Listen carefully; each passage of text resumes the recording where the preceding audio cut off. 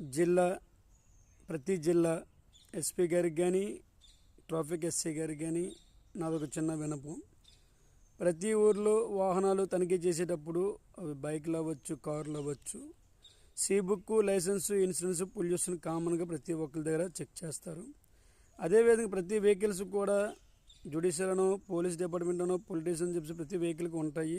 వాళ్ళకి కూడా ప్రత్యేకంగా మాతో పాటే వాళ్ళకి కూడా తనిఖీ చేయాలని కోరుకుంటున్నాం. ఎందుకంటే రోడ్డు మీద తిరిగేటప్పుడు ప్రాణం విలువ ఎవరికైనా సమానంగా ఉంటుంది.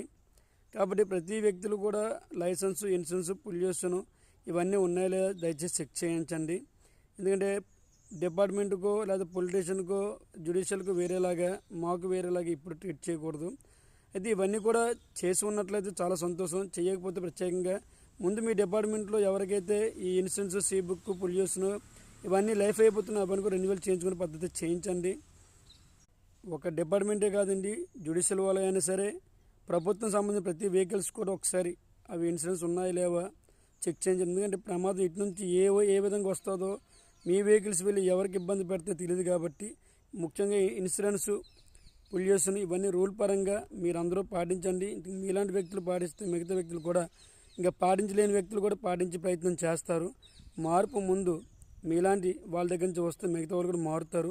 కానీ ప్రత్యేకంగా ప్రతి వ్యక్తులు కూడా నేను రిక్వెస్ట్ చేస్తున్నాను, ప్రతి ప్రభుత్వ వెహికల్స్ కూడా ఆపి చెక్ చేయండి, తప్పేం లేదు. రూల్ అందరికీ రూలే, ప్రాణం అందరికీ ఒకటే. Thank you so much.